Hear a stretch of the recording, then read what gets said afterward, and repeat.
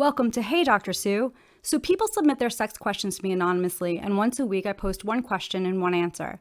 Do you have a sex question you've always wanted answered? Go ahead and check out the description for information on how to submit it anonymously. This week's question is, if you repress your sexual urges through your teens and 20s so you can save yourself for marriage, can it be considered sexual trauma and affect your sexual performance when you do get married? So this is a great question, but there's a lot to it, so I'm going to break it down piece by piece. Can it be considered sexual trauma to repress your sexual urges and quote unquote save yourself for marriage? The answer is maybe. Let me explain. We usually use the phrase sexual trauma to refer to the experiences of someone who's been raped or sexually assaulted. But trauma is really about how the person who lived through the experience feels about the experience. So if you're making the decision to save yourself for marriage and that aligns with your morals and values and you feel like this is what you want to do, then no, it's not trauma. But if it doesn't align with your values, if it feels like you're being forced to live that way and you have no choice, then yes, that can be trauma for you. If you feel like you've been taught that having sexual urges or engaging in sex play is dirty or shameful, then that can also lead to trauma later on. And it can also make it difficult to enjoy sex once you are married.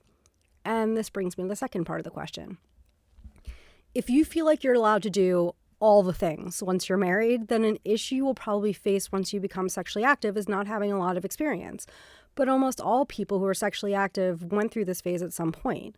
Learning what you like sexually will be an important step, and this is something you can figure out through masturbation and self-exploration. Once you learn what you like, find out what your spouse likes and talk about how you can meet each other's needs. But be warned, this may be harder than it sounds. If you grew up in a culture that was encouraging you to, quote, save yourself for marriage, then I'm guessing you never really learned how to communicate about sex or about your own wants and desires. But truth be told, most Americans never really learn how to do this, since ours is a culture that still views talking about sex as taboo. And there may be a lot of trial and error in learning how to communicate. This can be both frustrating and amusing at times. But if you work at it, you and your spouse can find a way to talk about this using language that works for you. And don't forget that showing someone what you want can be done without words. What may be an additional hurdle for someone who is raised in a save yourself for marriage kind of environment are the feelings of shame and guilt. These can be tied to everything related to sex, from actually engaging in sex to having the desire to sex to wanting to have better sex. And these feelings can arise from simply talking about sex. These feelings of guilt and shame can cause a traumatic response for you, especially if they're tied to the feeling of pleasure you get from engaging in sex play. If you notice that you're feeling anxious or angry or guilty when engaging in sex play, I would encourage you to talk to a mental health professional. Same advice if you notice you're starting to not feel fully present during sex play or if you're simply avoiding sex with your spouse. Until next time, be safe and have fun.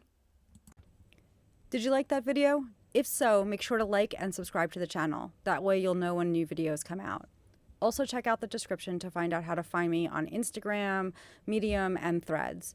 And make sure to check the description for links where you can submit your own sex question.